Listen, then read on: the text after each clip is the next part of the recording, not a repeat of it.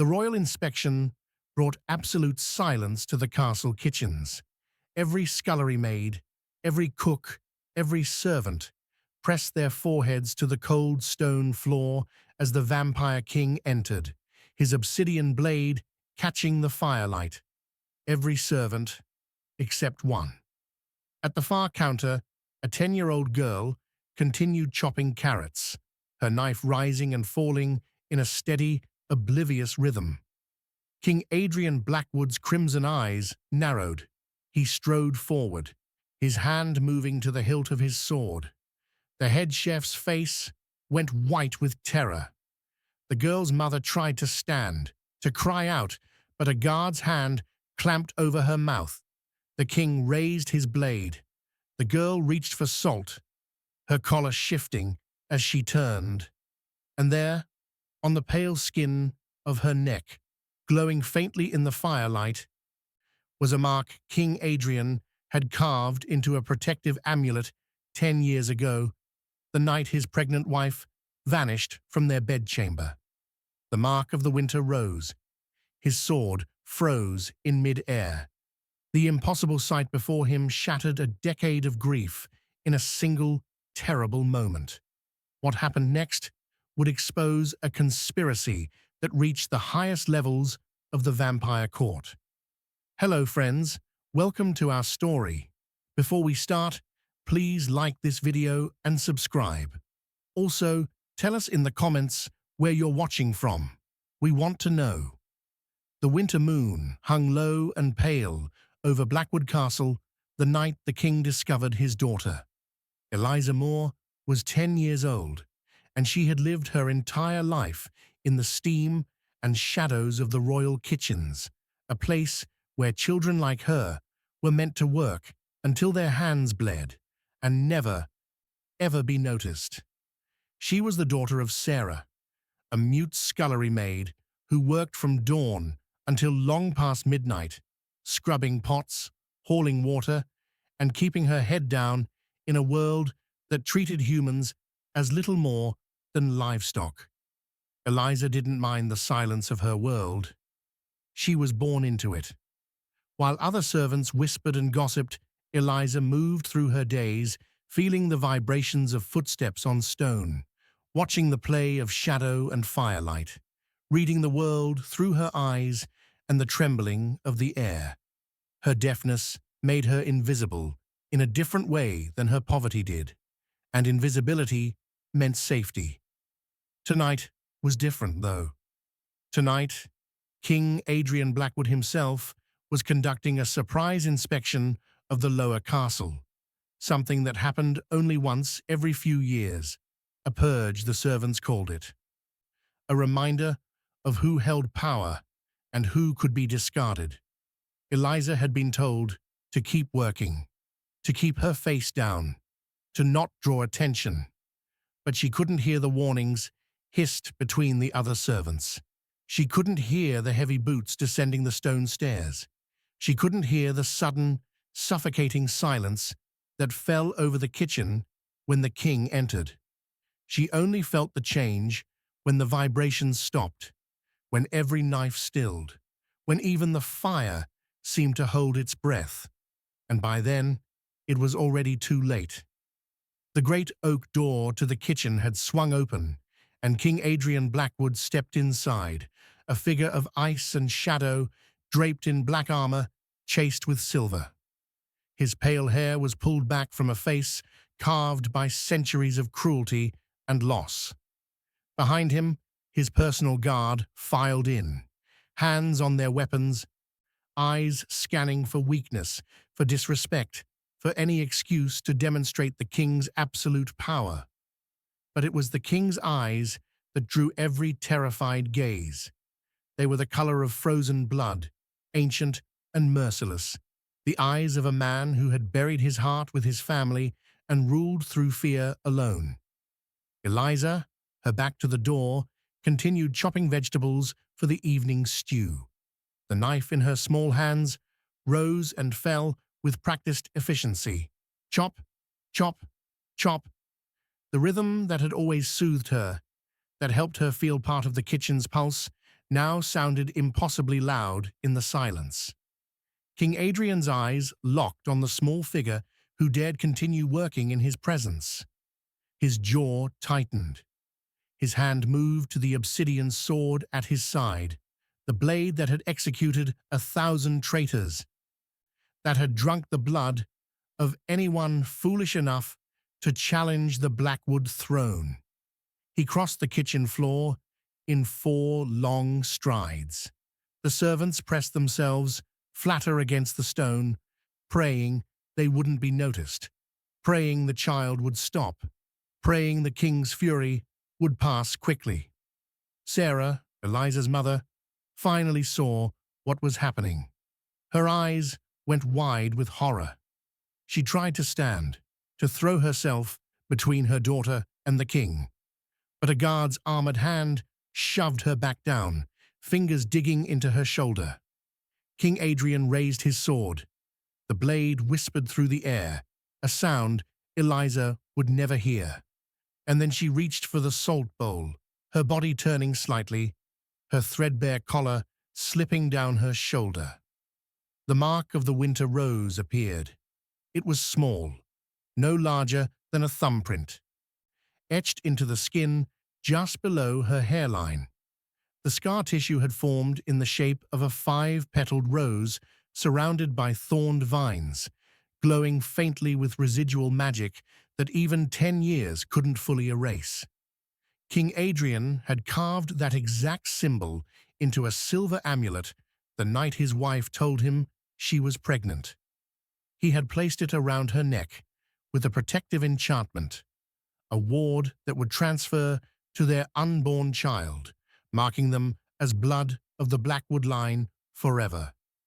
The sword stopped. The king's hand trembled, the blade hovering inches from the child's neck. Eliza finally felt the displacement of air, the presence of something massive behind her. She turned, her dark eyes meeting the Vampire King's for the first time. She couldn't hear his sharp intake of breath. She couldn't hear the gasps of the servants who saw his face transform from fury to shock, but she felt the sword hit the stone floor. She felt the vibration shudder through her bones, and she watched as the most feared vampire in the realm whispered a single word she would never hear: Seraphina. Eliza's world had always been made of things she could see and feel, never things she could hear. The kitchen existed for her as a symphony of sensations, the heavy throb of the cook's cleaver striking the butcher block, the tickle of steam rising from boiling pots, the way the stone floor trembled when the head chef, Master Gorvich, slammed his fist on the counter in rage. She had learned to read the kitchen's rhythms the way other children learned to read books. 3 sharp vibrations through the floor meant guards approaching from the east corridor. A sudden change in the quality of firelight meant someone had opened the door to the cold storage. The flutter of shadows across the wall told her when servants were running, when they were afraid, when something was wrong. This morning, everything was wrong. Eliza felt it in the rigid way her mother, Sarah, gripped her shoulder before dawn, nails digging in hard enough to leave crescents in her skin. She saw it in the wild-eyed panic of the scullery maids, their lips moving rapidly in conversations Eliza couldn't follow, their hands shaking as they scrubbed pots that were already clean. Even Master Gorvich, who usually prowled the kitchen like a wolf looking for weakness, stood frozen near the hearth, staring at nothing. The royal inspection. It had to be today. Eliza kept her head down and worked.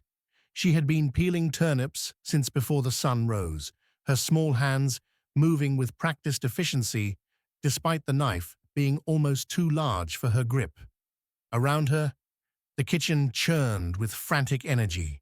The bread ovens roared, steam poured from kettles, the scent of roasting meat mingled with herbs and the underlying metallic tang that always hung in the vampire court, the smell of old blood soaked into ancient stone.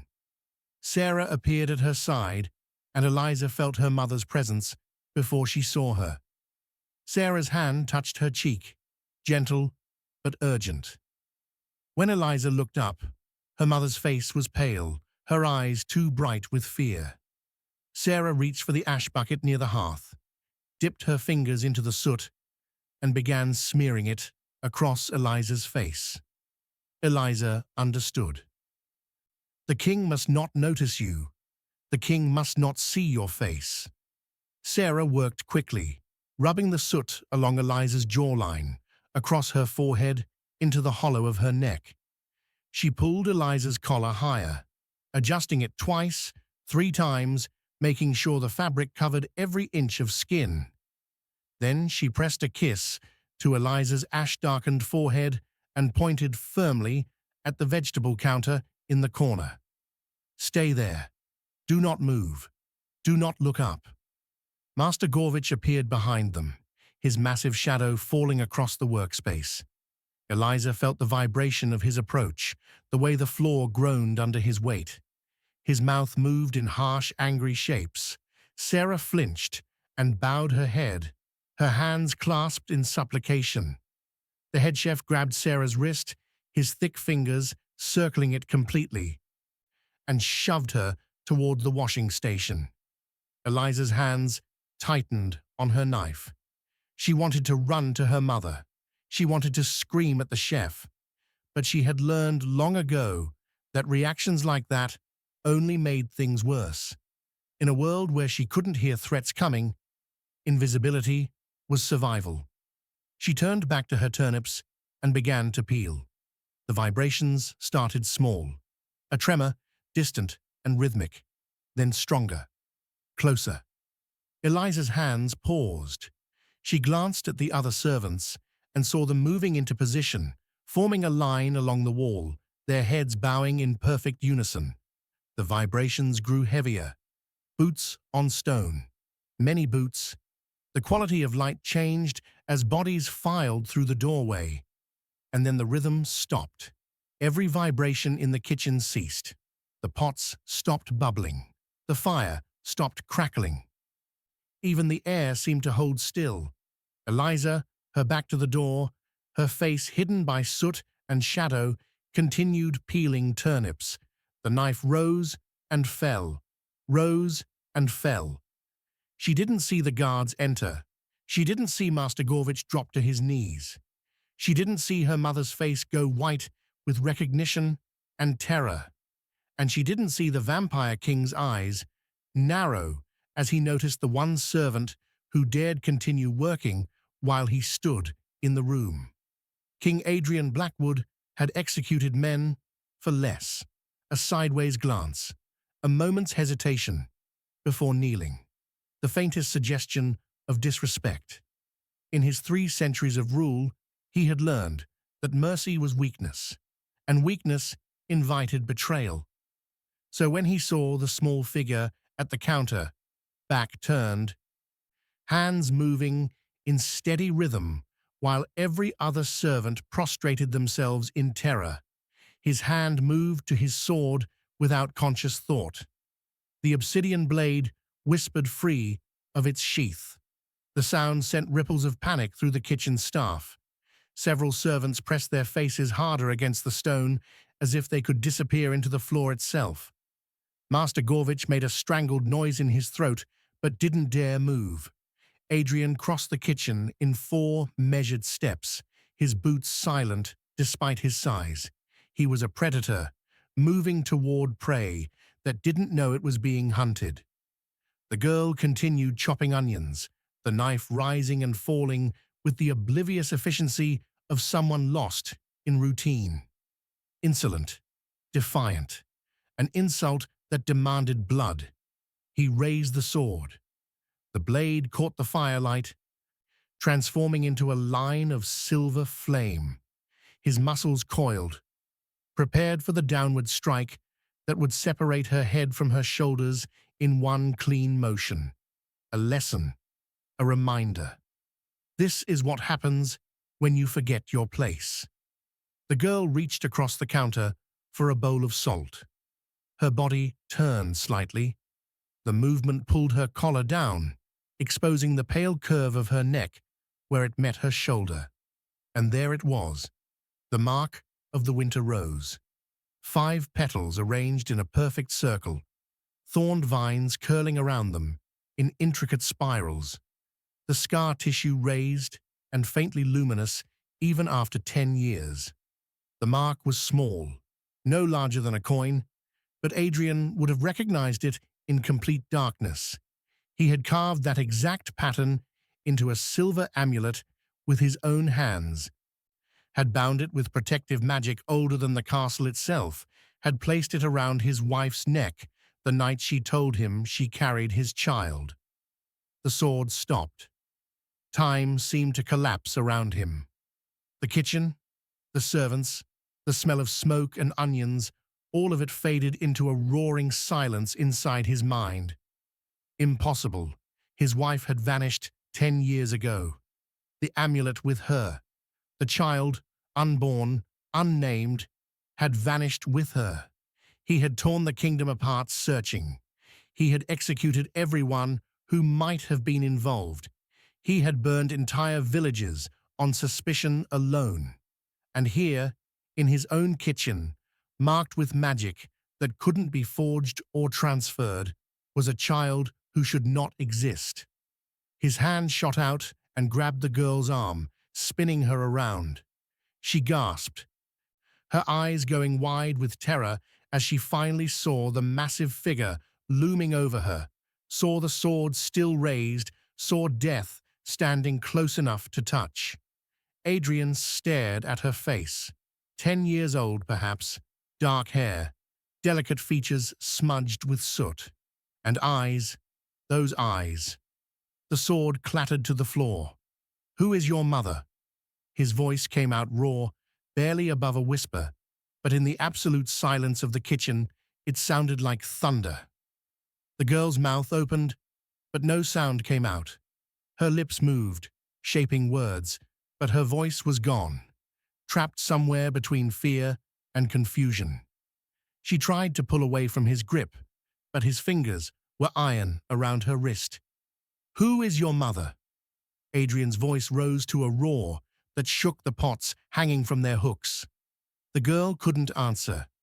She was shaking now, tears streaming through the soot on her cheeks, her free hand making desperate gestures he didn't understand. A movement near the washing station caught his attention. A woman rose from the floor, slowly, as if every muscle fought against the motion. She wore the shapeless grey dress of the lowest servants, her hands red and raw from years of washing in lye water. Her hair, once golden, hung limp and colourless around her face. But her eyes, Adrian knew those eyes. Serafina. The name left his lips like a prayer and a curse combined. The woman, Sarah, they had called her, this broken ghost of a queen, trembled as she crossed the kitchen floor. She moved to stand between Adrian and the child, her arms spreading wide, despite having no hope of stopping him if he chose to strike. She opened her mouth. No words came. She had been mute for as long as the kitchen staff remembered, but her eyes spoke volumes, recognition, terror, and beneath it all, a mother's desperate plea. "Don't hurt my daughter." Adrian's mind reeled. His wife, his daughter, both alive, both here, both reduced to servants in his own castle, while he had mourned them as dead. "Clear the kitchen." His voice was ice and iron. "Now, everyone out. Guards, seal the doors. No one speaks of this. No one leaves this wing." The servants fled. The royal wing existed in a different world than the kitchens, where Eliza had known stone and soot and the constant smell of grease. Here there was marble, veined with gold, tapestries that cost more than a village, and air that smelled of roses and old magic.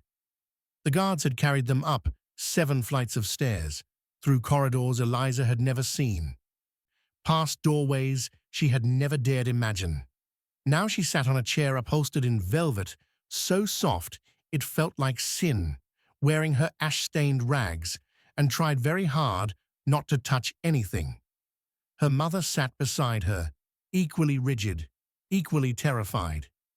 Sarah's hands twisted in her lap, red and scarred from years of lye water, grotesque against the ivory silk of the chair. Every few moments she would reach out to touch Eliza's arm, as if confirming her daughter was still real, still breathing, still alive.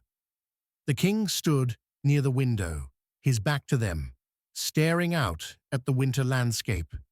He hadn't spoken since they arrived, hadn't moved except to dismiss the guards. The obsidian sword lay on a nearby table, abandoned, as if he'd forgotten it existed. When the door opened, Eliza felt the vibration through the floor. An elderly man entered, bent with age, carrying a leather satchel that clinked with glass vials. The royal physician. Eliza had seen him once, years ago, when a cook had been badly burned. He had the look of someone who had witnessed centuries of secrets and learned to keep them all. The physician bowed to the king, then approached Sarah with careful, measured steps. He spoke. Eliza could see his lips moving, see her mother's face pale further, then produced a small silver blade. The blood test was quick. A cut on Sarah's palm, a few drops into a crystal vial that began to glow with pale blue light. The physician's eyebrows rose. He turned to the king and said something that made Adrian's shoulders stiffen.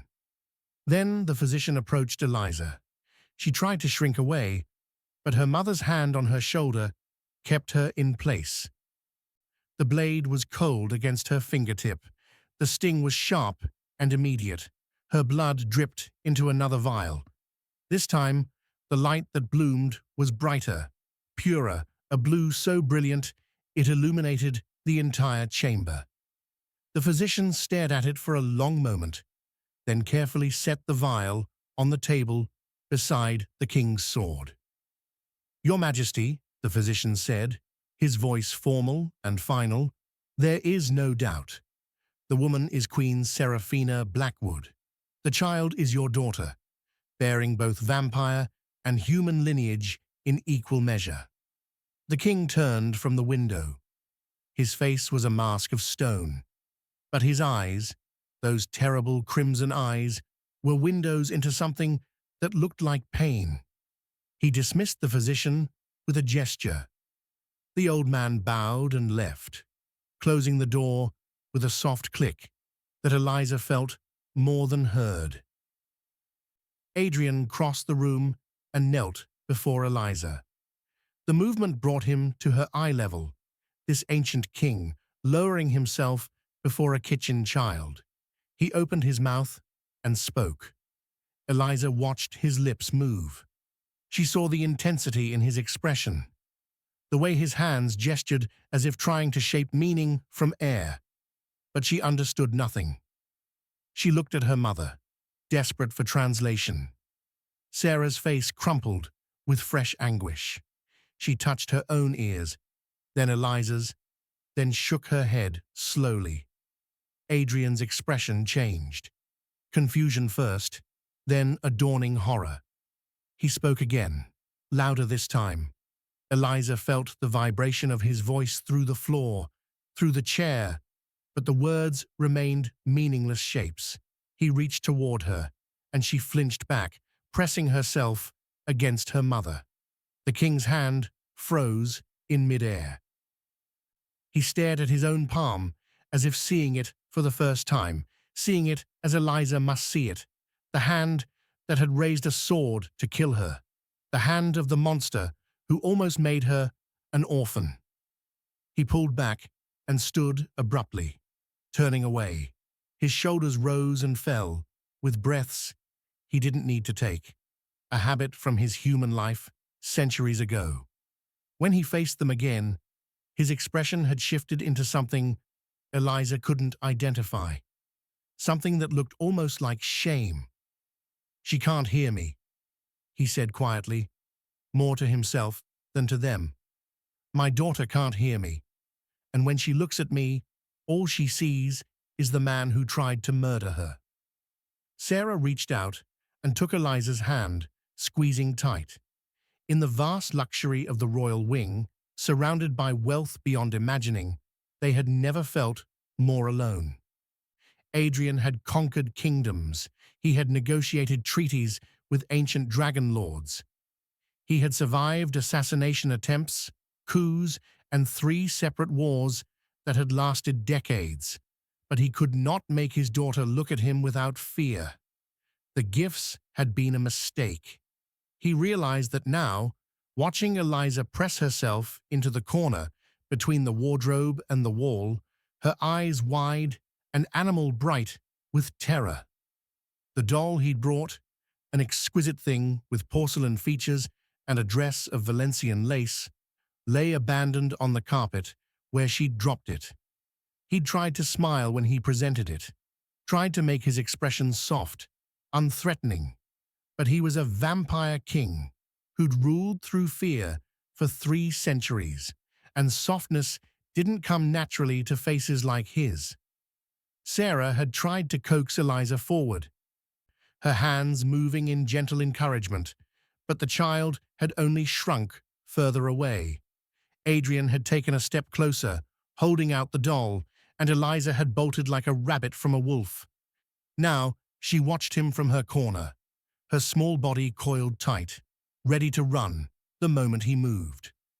Adrian set the doll carefully on a side table and left the room. In his private study, he summoned every scholar in the castle. They came quickly, 12 of them, ancient vampires who had studied languages dead before Rome fell, who had translated texts from civilizations that had turned to dust. They stood in a semicircle before his desk, robes dusty from library shelves, and listened as their king described the problem. "Find me a way," Adrian commanded. "Some method, some language, some magic that will let me speak to a child who cannot hear." The scholars exchanged glances. The eldest, a woman who remembered the fall of Byzantium, cleared her throat delicately. "Your Majesty, there are ancient texts, methods used by orders of monks who had taken vows of silence, hand gestures that carry meaning. It would take time to research, to compile, then do it. You have until the week's end." They bowed and fled to their books. Adrian returned to his daughter's chambers to find her gone from the corner. Panic seized him. Had someone taken her? Had she run? Until he saw the edge of her dress protruding from beneath the bed. She had crawled under it like it was a fortress, like she was hiding from a monster. He was the monster. The realization sat heavy in his chest, in the place where his heart had once beat warm and human. He had almost killed her. Even now, cleaned and dressed in silk, she was a kitchen child who'd lived her entire life one mistake away from execution. And he was the king who'd raised the sword. He left her there and went to stand on the balcony, gripping the stone balustrade until it cracked beneath his fingers. 3 floors below, in a windowless chamber, deep within the castle's administrative wing, Lord Malachor met with shadows. The royal steward was a careful man. He had survived 4 kings through careful planning and carefully placed knives. When the pregnant queen had vanished 10 years ago, it was because Malachor had made her vanish, stolen her, stripped her memories with forbidden magic, and placed her in the kitchens where royal blood scrubbed pots and no one looked twice.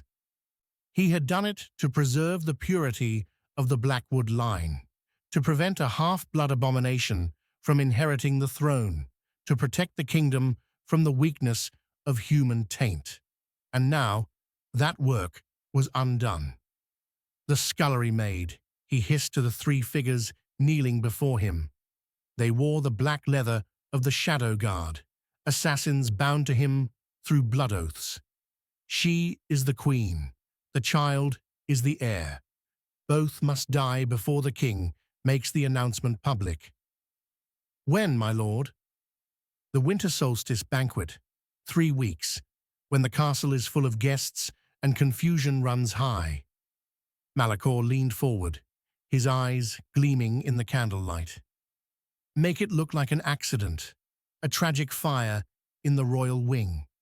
The king will mourn, but he has mourned before. He will survive. And if we're caught, you won't be, because you'll use these.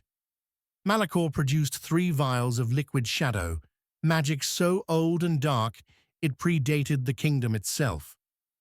Silent stalkers, you'll be invisible to every sense, including vampire hearing. Pour this on your blades and you'll be undetectable until the kill is made. The assassins took the vials with reverent hands. Malachor smiled.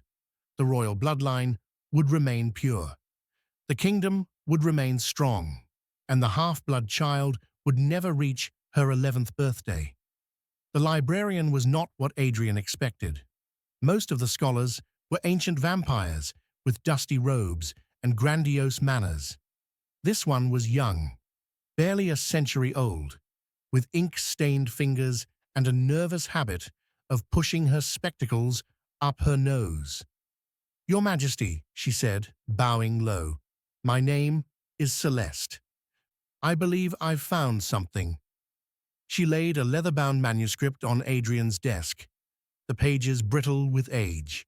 The text was from a monastery that had existed in the northern mountains 500 years ago, written by monks who had taken vows of eternal silence to better hear the voice of their god. They developed a complete language using only their hands, Celeste explained, her fingers already moving as she spoke, demonstrating. Every concept, every emotion, every word, all can be expressed through gesture. I've been working through the night to compile the most essential signs. She handed him a separate sheaf of papers covered in careful illustrations, hand positions, finger arrangements, movements that conveyed meaning through shape and motion. Adrian stared at the drawings. His hands had held swords since before this girl was born. They had signed death warrants and crushed throats and torn through armor. They were weapons, not instruments of gentle communication. "Show me," he commanded. Celeste began with the basics. The alphabet, finger-spelled letter by letter, then simple words. Yes, no, please, thank you. Each sign required precision, control, a delicacy Adrian hadn't needed in centuries. He practiced until dawn. His hands, so steady with a blade, fumbled the simplest gestures. The sign for daughter required a specific curve of the fingers that felt unnatural. Love demanded a softness his muscles had forgotten. Father, the sign Celeste said he should learn first, took him 47 attempts before he could make the movement, without his hand shaking. The castle slept around him. But Adrian remained in his study, contorting his fingers into shapes that carried meaning, trying to build a bridge across silence with nothing but his hands. On the 3rd night, Celeste declared him ready for the most basic conversation. Adrian entered his daughter's chambers, with no gifts, no guards, no sword, just his hands and a desperate hope. Eliza was sitting in the window seat with her mother, both of them watching the snow fall. Sarah saw him first and tensed, but didn't move to shield her daughter. Perhaps she saw something different in his face tonight. Perhaps she simply had no strength left to fight. Adrian knelt on the floor 6 feet from where Eliza sat. He kept his hands visible, non-threatening. Then, slowly, carefully, he raised his right hand to his forehead and brought it down in the sign Celeste had taught him. Father. Eliza's eyes went wide. She looked at her mother, then back at Adrian. Her small hands lifted hesitantly, and she signed back. The same gesture, but questioning. Father? Adrian nodded and signed again, adding the second word he'd practiced until his fingers ached. Father. Yes. Eliza stared at him for a long moment. Then her hands moved in a flurry of signs too fast for Adrian to follow. She was asking something, telling something, her face animated in ways he'd never seen. He held up his hand in the universal gesture for stop, then signed slowly. I don't understand. I am learning. Eliza's expression shifted. She looked down at her hands, then back at him. She signed a single word, slowly enough for him to follow. Why? Adrian's throat tightened. He signed back, each gesture deliberate. I want to know you. Something changed in Eliza's face. The fear didn't disappear entirely. It was too soon for that. Too much had happened. But it cracked. Through the fissure came something fragile and precious. Curiosity. She signed again. You tried to kill me. Adrian closed his eyes briefly. When he opened them, he signed the truth. Yes, I am. Sorry, 3 simple signs, 3 words that kingdoms had never heard from his lips. Eliza studied him for a long moment. Then, slowly, she climbed down from the window seat and crossed half the distance between them. Not all the way. Not yet, but closer than she'd been since the kitchen. She signed, Teach me more. Adrian's hands were shaking again, but this time not from difficulty. He signed, I will, every day. And for the first time since he'd raised his sword above her neck, Eliza smiled. Behind her, Sarah pressed her hand to her mouth, and in her eyes, Adrian saw something stirring. A flicker of recognition, a fragment of memory trying to surface from whatever dark magic had buried it. His wife was beginning to remember. The memories came back like shattered glass, reassembling itself, each piece cutting as it fell into place. Sarah woke in the pre-dawn darkness, her body rigid with remembered terror. She was no longer Sarah, the mute scullery maid. She was Seraphina Blackwood, queen of the vampire court, and she remembered everything. The bedchamber 10 years ago, her hand on her swollen belly, feeling the child kick. Adrian reading beside her, his fingers absently tracing protective runes into the air above her stomach. The window opening silently, the figures in black pouring through like smoke.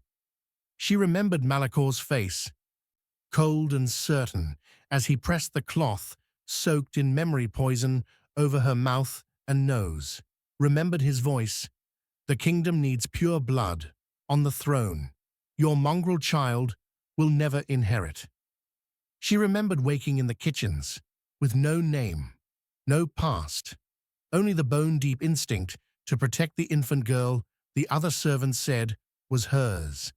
10 years of scrubbing floors, 10 years of silence, 10 years of being no one, while her husband tore the kingdom apart, searching for her. Seraphina, she was Seraphina again, rose from the bed and moved to wake Eliza. They had to tell Adrian, had to warn him that the traitor still walked the castle halls, still sat on his council, still had access to... The door opened. Lord Malakor entered, carrying a silver tray with a porcelain tea service, his robes immaculate, his expression properly concerned. Your Majesty, he said smoothly, bowing to Seraphina, the king thought you might want tea. He's in council meetings all morning, but wanted to ensure your comfort. Seraphina's blood turned to ice. She couldn't speak. Whatever magic had stolen her voice remained, but her eyes must have shown recognition, because Malakor's pleasant expression never wavered. I took the liberty of adding honey, he continued, pouring with steady hands. The northern blend, the king's favorite. He set the cup on the bedside table and turned to leave. Seraphina's hands flew through the signs Adrian had been teaching her. Desperate and clumsy. Danger. Traitor. You. Malachor paused at the door. I'm afraid I don't understand that language, Your Majesty. Perhaps you should drink your tea. It will help you rest. He left. Seraphina stared at the tea, her mind racing. She moved toward the door to find Adrian. But Eliza was still sleeping, still vulnerable. She couldn't leave her daughter alone with poisoned tea in the room. She would pour it out, dump it in the chamber pot, then take Eliza and find... Eliza stirred and sat up, rubbing her eyes. When she saw the tea, her face brightened. She loved sweet things, rare treats in the kitchen life. Before Seraphina could stop her, Eliza reached for the cup. Seraphina lunged and knocked it from her daughter's hands. The porcelain shattered. Tea splashed across the marble floor. Eliza stared at her mother in confusion, signing, "Why? What's wrong?" Seraphina's hands shook as she tried to explain, but she didn't know the signs. Poison. Danger. The man who brought this wants us dead. How did you say those things with just your hands? A knock on the door. A servant's voice. Your Majesty, I heard something break. Is everything well? We're fine, Seraphina tried to say, but no sound came. She gestured frantically at the door. The servant, interpreting her waving as permission, entered. He saw the shattered cup, the spilled tea, and his expression shifted to concern. Let me clean this, and I'll bring fresh tea. No! Seraphina's voiceless scream was a rush of air. She grabbed the servant's arm and shook her head violently.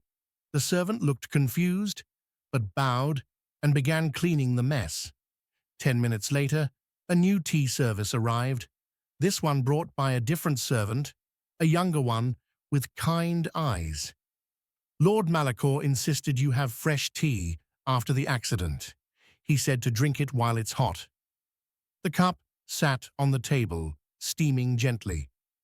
Seraphina didn't touch it. She pulled Eliza close and waited for Adrian to return from his meetings, her mind screaming warnings her voice could never deliver. But Adrian's council meetings lasted hours, and by mid-afternoon, Seraphina's eyes were growing heavy. She hadn't drunk the tea, but she'd breathed its steam for hours in the enclosed chamber. The sleeping draught in the vapor was slow but certain. She collapsed across the bed, unconscious before she hit the pillows. Eliza screamed silently and ran for the guards outside their door, her hands flying through every sign she knew, trying to make them understand. Danger, help, mother, sick, wrong.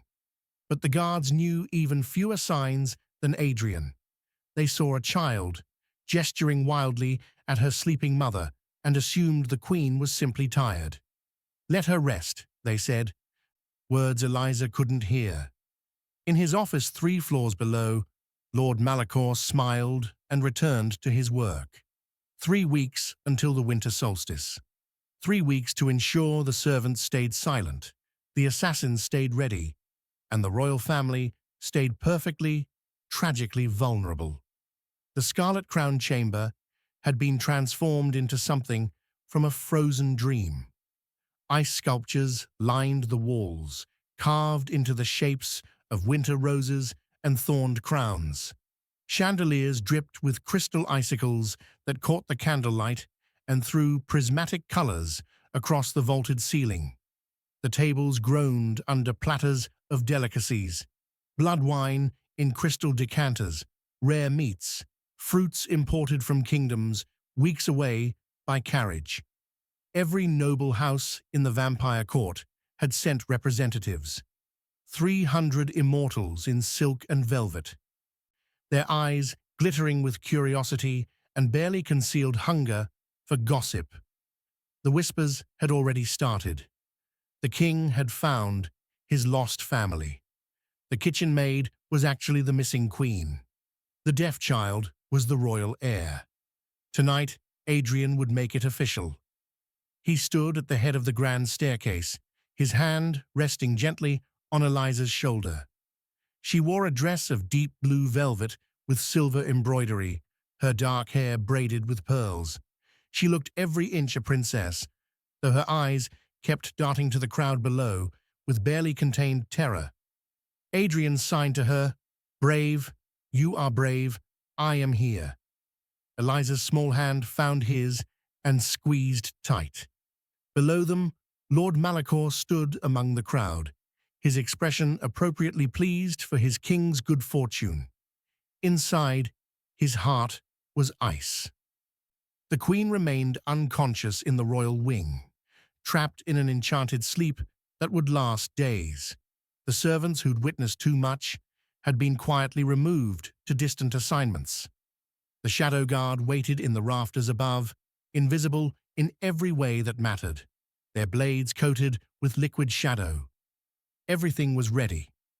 The herald's voice rang out. His Majesty, King Adrian Blackwood, and Her Royal Highness, Princess Eliza Blackwood. Adrian descended the stairs with his daughter, and the assembled nobles bowed low. Some faces showed genuine pleasure, others showed calculation. A few showed barely masked disgust at the half-blood child who would one day inherit the throne. Adrian didn't care about any of them. He cared only about the small hand in his, about the daughter he'd almost lost before he'd known she existed.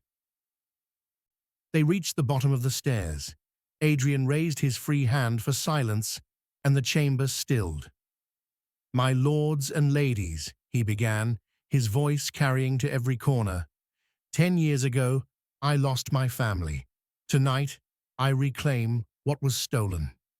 I present to you Princess Eliza, heir to the Blackwood throne, and I declare that any who threaten her will answer to me personally." The words were still echoing when the first candle flickered, then another, and another. The temperature in the chamber dropped so suddenly that even vampires felt it. Frost crept across the windows in intricate patterns. The ice sculptures began to weep, melting despite the cold. Adrian's head snapped up, his enhanced hearing reaching for the threat. He heard heartbeats, the few human servants in the room. He heard the whisper of silk as nobles shifted nervously. He heard the crackle of candle flames and the settling of ancient stone. He heard nothing else, but nobles were dying. A duchess gasped and clutched her throat, blood pouring between her fingers from a wound that had appeared from nowhere. A count stumbled backward, his chest opened by an invisible blade. A baroness screamed as her companion collapsed, his head nearly severed from his body by a cut delivered by something no one could see. Panic erupted, vampires scattered, their supernatural speed useless against an enemy they couldn't locate. They strained their hearing, trying to catch the whisper of movement, the rush of displaced air, anything. Silence. Perfect, terrible silence. Adrian pulled Eliza against him, his body a shield. His sword was in his hand, though he didn't remember drawing it. He spun in a circle, trying to identify the threat, trying to hear the attackers. Nothing. They made no sound. Even their footsteps were absent, their breathing non-existent. They were gaps in reality, holes in perception, and Adrian was fighting blind. A blade materialized inches from his throat, a shimmer in the air, a distortion, like heat rising from summer stone. He parried on instinct, his sword meeting resistance against something he couldn't see. The impact jarred his arm. The invisible attacker retreated. Around him, the slaughter continued. The vampire court's greatest warriors swung wildly at empty air, while invisible blades cut them down. Adrian felt Eliza's hands clutching his coat, felt her small body trembling against his leg. He couldn't protect her. He couldn't see the enemy. He couldn't hear them. But she could see something. Her hand suddenly shot out, pointing at empty air to his left, her face urgent with warning. Adrian didn't hesitate. He swung. His blade connected with solid flesh. The invisible attacker staggered, and for a moment, the silent stalker's magic flickered. Adrian saw the outline of a man in black leather, saw the curved blade dripping with blood, saw the surprise on a face that had expected to remain unseen. Then the figure vanished again, melting back into imperceptibility. But Eliza was already pointing elsewhere, her hand shooting toward Adrian's right side. He spun and blocked, his sword meeting another invisible blade with a shower of sparks. Around them, nobles continued to fall. The vampire lords who had conquered kingdoms couldn't fight what they couldn't hear. Eliza tugged on Adrian's coat with desperate urgency. When he looked down, her hands were flying through signs. I see them. Light, shows, shape. Understanding crashed over Adrian like a physical blow. The silent stalkers were invisible to vampire hearing. That was their entire purpose. But Eliza had never relied on hearing. She navigated the world through sight alone, and she could see what no vampire could. The subtle displacement of candlelight around the assassins' bodies, the faint shimmer where their magic bent the air, the shadow that wasn't quite a shadow. His daughter could see the invisible. Adrian signed back with one hand while keeping his sword raised. Tell me where. Eliza climbed onto the banquet table, giving herself height to see across the chaos. Her hands moved in rapid signals. 3 assassins, 1 behind, Duke, North Haven. Adrian's voice boomed across the chamber. North Haven, behind you, strike backward. The Duke, a warrior who'd fought in 50 battles, didn't question his king. He thrust his sword behind him blindly. His blade found flesh. An assassin materialized, gurgling, and collapsed. The other vampires saw and understood. They converged on their king and the small girl standing on the table, creating a defensive circle. Eliza pointed, left, wall, moving, toward us. Adrian relayed, left wall, strike high. A dozen blades lashed out. Another silent stalker appeared, bristling with swords, and fell. 1 assassin remained. The chamber fell into terrible stillness. The surviving nobles formed a tight circle around Adrian and Eliza, their weapons raised, their enhanced hearing straining for any sound. They heard nothing. The last assassin was a ghost. A whisper of death moving through the room. Eliza's eyes tracked across the space, searching for the telltale shimmer. The candles flickered. Shadows danced. The assassin could be anywhere. There, near the ice sculpture of the winter rose. A distortion so subtle it was almost nothing, just a slight warping of the light, catching the melting ice. Eliza banged her fist on the table, the vibration sharp enough to make every vampire turn. She pointed at the sculpture and signed frantically, there, behind, rose, coming, fast. Adrian saw nothing, heard nothing, but he had learned to trust his daughter's eyes. The rose sculpture, he shouted, all of you, strike now. 20 vampire nobles unleashed their power at once. Blades, magic, raw supernatural force, all of it converged on empty air beside a melting sculpture. The final silence. Stalker never had a chance. The combined assault tore through his magical concealment like tissue paper. He materialized mid-leap, his blade raised for Adrian's throat, his face twisted with fanatical determination. He was dead before he hit the floor. The chamber filled with the sound of ragged breathing, of vampires checking wounds, of the dying, gasping their last. Eliza climbed down from the table and pressed herself against Adrian's side, her hands shaking. Adrian signed to her, "You. Saved. Everyone, you are remarkable." She signed back, her movements small and tired. "I was scared." Adrian knelt and pulled her into an embrace, his daughter safe in his arms for the first time since he'd found her. "You were brave," he signed against her back, where she could feel the movement of his hands.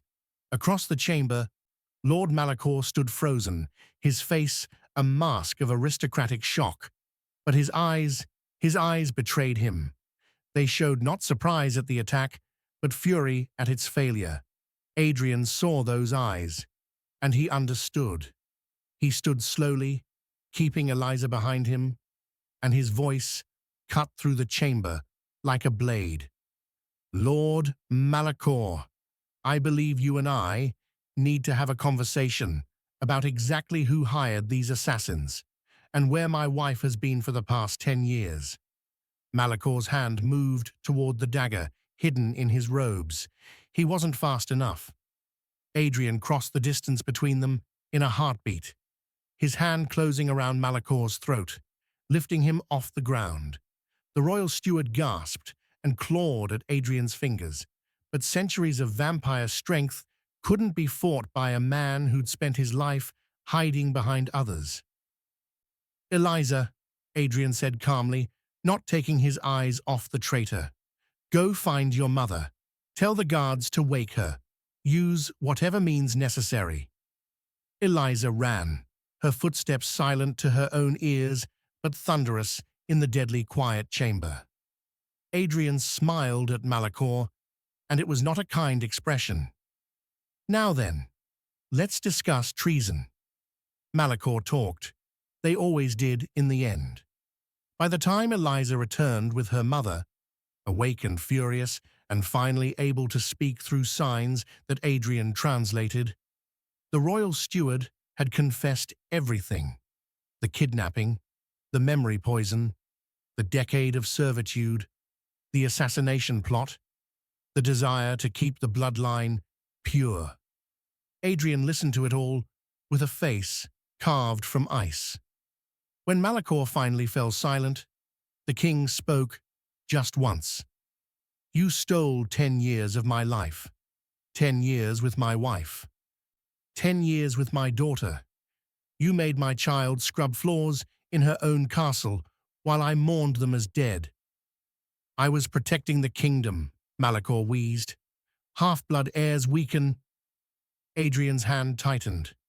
Malachor's words cut off with a wet gurgle. "My daughter," Adrian said softly, "saved this entire court tonight. She saw what we could not. She did what we could not. And you thought her weak because she cannot hear?" He leaned closer, his crimson eyes burning. "She is stronger than you ever were." Malachor's neck snapped with a sound like breaking wood. The body hit the floor. The assembled nobles watched in silence as their king stood over the traitor's corpse, his chest heaving with rage that had nowhere left to go. Then Eliza was at his side, her small hand slipping into his much larger one. She signed, "Done. Over. Safe now." Adrian knelt and pulled both his daughter and his wife into his arms, holding them as if he could make up for 10 years of absence in a single embrace. Serafina's hands joined theirs, creating a circle of 3, and for the first time since the kitchen, they were whole. The days that followed brought sweeping change to Blackwood Castle. Adrian's first decree was delivered not through proclamation, but through demonstration. He stood before his assembled court and signed as he spoke, his hands forming the shapes Celeste had taught him while his voice gave them sound. "From this day forward," he declared, "sign language will be taught to every member of this court, every noble, every guard, every servant. We will build a kingdom where silence is not isolation, but simply another form of speech. The nobles who objected found themselves reassigned to distant posts. The ones who embraced the change found themselves elevated. Within weeks, hands were speaking throughout the castle halls, and Eliza no longer walked in lonely silence. But the change Adrian treasured most was quieter, smaller, more precious than any decree. 3 months after the winter solstice, the royal family could be found in the castle kitchens on Sunday mornings. Not the grand state kitchens where banquets were prepared, but the smaller family kitchen that had been renovated specifically for them. Eliza stood on a stool, her hands dusted with flour, carefully shaping dough into rolls. Serafina worked beside her, showing her daughter how to fold butter into pastry layers, their hands moving in easy conversation as they worked. Adrian sat at the kitchen table, supposedly reviewing state documents, but actually watching his family with undisguised contentment. When Eliza held up a perfectly shaped roll for his approval, he signed, "Beautiful, just like you." She grinned and threw a pinch of flour at him. He caught it with enhanced vampire reflexes and signed back, "Disrespecting the king. Very serious offense." Eliza's hands flew. What punishment? Adrian pretended to consider. Then, must give father a hug. She launched herself off the stool and into his arms, leaving floury handprints all over his fine black tunic. Serafina laughed, a sound Adrian had thought he'd never hear again, and joined them, wrapping her arms around them both. They stood like that for a long moment, three people who had been broken and scattered, now reassembled into something stronger than they'd been before. A king who had learned gentleness, a queen who had reclaimed her voice, a princess who had taught an entire kingdom to see the world differently. Outside the kitchen windows, snow was beginning to fall, the first flakes of another winter. But inside, the air was warm with the smell of baking bread, and the only language spoken was one of hands and hearts and healing. Eliza signed to her parents, "Happy. I am happy." Adrian signed back, tears he thought he'd forgotten how to cry sliding down his ancient face. "So am I, little Rose. So am I." And in the kingdom of eternal night, a family learned to speak in the language of light.